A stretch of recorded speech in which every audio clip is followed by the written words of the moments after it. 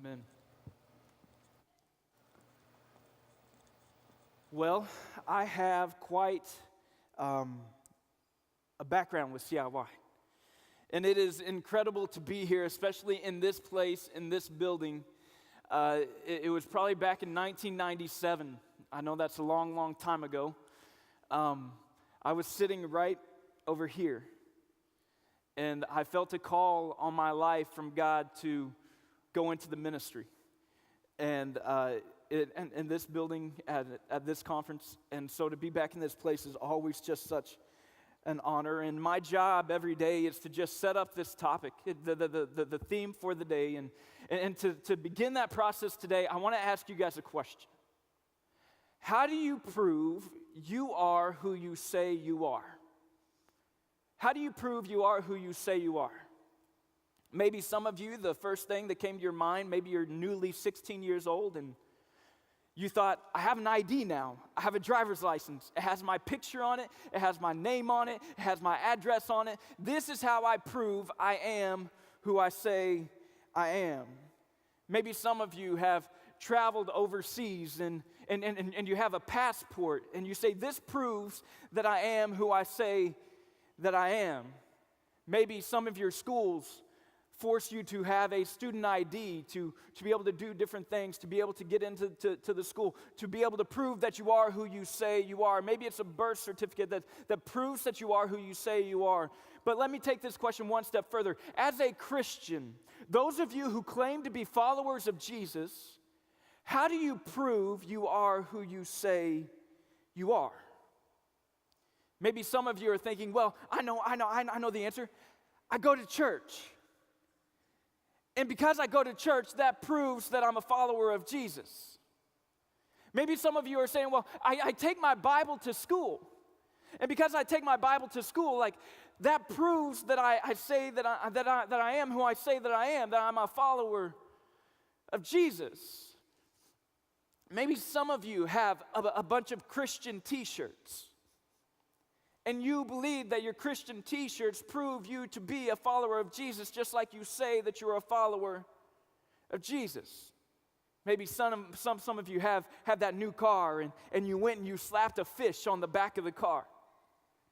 And the fish on the back of the car, that is to prove that you are who you say you are as a follower of Jesus. Now, obviously, none of those things are bad in and of themselves, right? If you have a Christian t-shirt, wear your Christian t-shirt with pride. If you have a WWJD bracelet, wear that thing with pride. If you have a fish on the back of your car, good for you. Just be nice in traffic. But those are not what prove you to be who you say you are. I want to read a few verses for you right now, and hopefully as I read these verses, you can kind of catch on to a common theme. The first verse comes from Matthew chapter 22. These are the words of Jesus. Jesus has been approached by a lawyer, a Pharisee, a teacher of the law, and he's asked the question to Jesus, out of all the laws, out of all the commands, there were over 630 of these things. Out of all the laws and all the commands, what's the most important one? And Jesus replied, love the Lord your God with all your heart, with all your soul, and with all your mind. And whenever the Pharisee and the teacher of the law, he heard this, he would have been like, oh, good. I've heard this before. Jesus is just quoting what Moses said in Deuteronomy chapter 6. But where most people had stopped right there, Jesus went on and he took it one step further and he said this. This is the first and greatest commandment.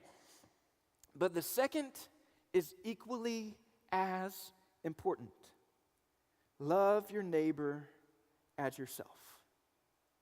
All the laws and all the prophets hang on these two commandments. And then on the night that Jesus was betrayed, just imagine this night, Jesus knows what lies ahead of him. He is sitting at a table with the one who will betray him with a kiss. But while he's sitting there with his disciples, he says these words. He says, a new command I give you. And whenever the disciples would have heard this, their ears would have perked up. A new command? A new command I give you, he says, love one another. Just as I have loved you, so you must love one another. And by this, everyone will know that you are my disciples if you love one another. And then later that same evening, Jesus said these words. He said, my command is this, love each other as I have loved you. And then again that same evening, he said, this is my command, love each other. Now, I'm not the smartest guy in the world. But it appears to me that Jesus is trying to tell us something. It appears to me that Jesus is trying to make it very, very clear to us that if we claim to be followers of Jesus, we are being asked to do something very, very specific. We are being asked to love others just like He has loved us. And the early church fathers, the people who started the early church, they grabbed a hold of this message and they internalized it and they lived it out and they taught it and they did everything they could with it to make sure that every following generation understood exactly what it is that Jesus is calling us as Jesus followers to do. Just listen to these words from Peter, one of Jesus' closest disciples. He said, above all, love each other deeply because love covers a multitude of sins. Even the Apostle Paul, who was not one of Jesus' original 12 disciples, but came to know Jesus later on, but he ended up writing over half the New Testament. Here's what the Apostle Paul says in the book of Galatians. He said, for in Christ Jesus, neither circumcision nor uncircumcision has any value.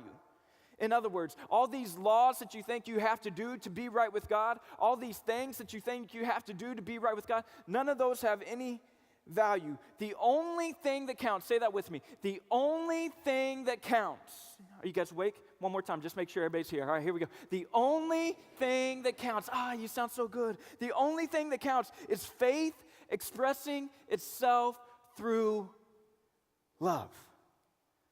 And then later on in that same chapter, in Galatians chapter 5, the Apostle Paul says, for the entire law is fulfilled in keeping one command, love your neighbor as yourself. And then John, the guy that we're going to spend a lot of time this week getting to know, one of Jesus' closest disciples. You had Peter, you had James, and you had John. He was an early church leader, and it's the man who wrote this letter, and he had this to say to the group of people that he was writing 1 John 2. And just real quick, this group of people was a group of people who were being deceived by false teachers. They were being told that the way that they felt like that they were to be made right with God was wrong and that they actually need to do something completely different. And John's trying to make it clear to these people, here's what you need to do if you want to be right with God. He starts off by saying this in 1 John verse 1, verses 5 and 6. This is the message that we have heard from him and declare to you. God is light, and in him there is no darkness at all. If we claim to have fellowship with him and yet walk in the darkness, we lie and do not live out the truth. So we have this contrast, right? This contrast of light and darkness. And John says that God is light. He says that he's pure light, that he's untainted light, that he's the source of light, and that there is nothing, that he has nothing in common with the darkness. And if we claim to follow Jesus, yet we walk or reside or live in the darkness, that we are liars. So one way that we prove that we are living in the light is by not living in the darkness. But the question is, what does it look like to live in the light? And I love this so much. 1 John chapter 2, beginning in the second half of verse 5, if you guys are following along in your Bibles. It says, this is how we know that we are in him. Whoever claims to live in him must live as Jesus did. That sounds familiar, right? You go back to what Jesus said the night he was betrayed. A new command I give you, love one another just as I have loved you. And if you, all men will know that you are my disciples if you love one another. And here John is saying that if we claim to live in him, or that whoever claims to live in him must live as Jesus did. Verse 7, dear friends, I am not writing you a new command, but an old one, which you have heard since the beginning, going all the way back to Moses in Deuteronomy chapter 6. And this old command is the message that you have heard. You know this command. You have been taught this command. Moses spoke this command. Jesus spoke this command. Peter has spoken of this command. Paul has spoken of this command. James, the half-brother of Jesus, had spoken of this command. But now John is getting ready to once again speak of this command. Verse 8, yet I am not writing you a new command. Its truth is seen in him and in you, because the darkness is passing and the true light is already shining. You've heard it, you know it, but John's saying, but I'm going to say it again, because knowing it and doing it are two completely different things. And I think that idea is an idea that we have to take with us throughout the course of this week, and as we leave this place later on this week. Knowing what the right thing to do is and doing the right thing are two completely different things. Verse 9. This is where John just gets down into it. Anyone who claims to be in the light but hates a brother or sister is still in the darkness. But anyone who loves their brother and sister lives in the light. Did you catch that? Anyone who hates their brother or sister is still in the darkness. But anyone who loves their brother and sister lives in the light. There is nothing in them to make them stumble. But anyone who hates a brother or sister is in the darkness and walks around in the darkness. They do not know where they are going because the darkness has blinded them. One way that I think that we could answer the question that we asked a little bit earlier, how do we prove that we are living in the light? One way that we can answer that question is by saying this: our light is proven by our love. Our light is proven by our love. And so the question that we want you to wrestle with today is, how is your love? How are your relationships? Because the truth is, it's really, really easy to view a relationship with Jesus as a purely vertical relationship, right? If I'm going to have a good relationship with Jesus, that means that I need to pray. It means that I need to go to church. It means that I need to read my Bible. It means I need to go to Bible studies. It means that it's all like right here. It's between me and God. That's where, this whole idea of a personal relationship with Jesus comes from, is we think that it's just this vertical relationship. But what Jesus said, what Peter said, what Paul said, what James said, and what John has said is that it is not purely a vertical relationship, but there is a whole lot of horizontal in our relationship with Jesus as well. One of my favorite pastors, he puts it this way. He says, we prove that we love God and how we love others.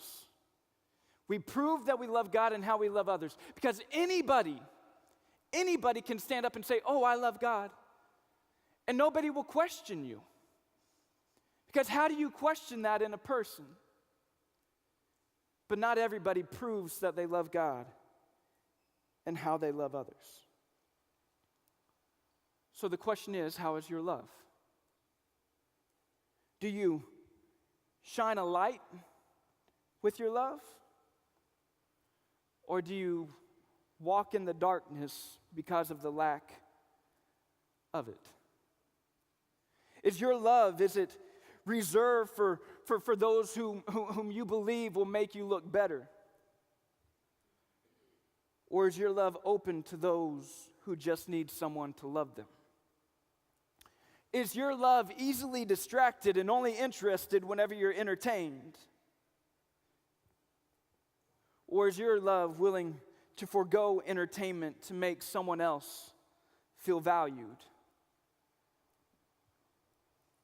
Is your love always out to get yours and just what you deserve? Or is your love open to sharing and helping another? Is your love unwilling to look bad if someone says something about you, says something unflattering about you, says something untrue about you? Or is your love quick to listen, slow to speak, and slow to become angry? Is your love selfish, or is your love selfless? Does your love act out of hostility, or does it act out of grace? Is your love full of judgment, or is your love full of mercy? All of this to say, it is impossible to overstate how important love is to the followers of Jesus. Is loving others the only thing that goes into being a Jesus follower? No, it's not. But it is impossible to be a Jesus follower without love. I remember growing up, and I grew up in a different, day and age, I guess you would say, but every single morning during the summer, I was that annoying kid in the neighborhood that I would go and start knocking on my friends' doors at like 7 or 8 in the morning because I just wanted to go play. So all of our summers were spent out playing basketball, baseball, football, swimming, trampolines, whatever it is that we could find to do that day. Every day we would go and just try and scrounge up enough money to go buy a 6-pack of Dr. Pepper or Pepsi or something and go get Slurpees down the street at 7-Eleven. It was such a good time to be alive. But one of the things that I remember about growing up in this day and age is as we would get our friends together, it seemed like it happened every single day, that one of us would make some sort of outlandish, just utterly ridiculous statement, like, I can do, 4 triple backflips on the trampoline without, ever falling down. I can do a double gainer with a somersault off the diving board going into the pool. I can hit 15 shots in a row from back here, whenever we're playing basketball. I can hit a baseball that far. All these things. Like, we always just had something that we were trying to prove how tough we were. We were trying to prove how cool we were. We were trying to prove how good of an athlete we were. And every time that one of us would make one of these outlandish statements, the rest of the group would look at this guy, whoever it was that was making the statement, and we would say 2 words to him. You know what the 2 words are? Prove it. Right? You're telling me you can do a triple backflip. Prove it. I don't believe you. Prove it. You're telling me you can hit a baseball that far. No way. I've seen you swing before. Prove it. You're telling me that you can hit 15 shots in a row right here? There's no way you can hit 15 shots in a row right here. Prove it. You're telling me that you want to be a follower of Jesus? Prove it. Prove it in the way you live. Prove it in the way you love. A new command I give you: love one another. Just as I have loved you, so you must love one another.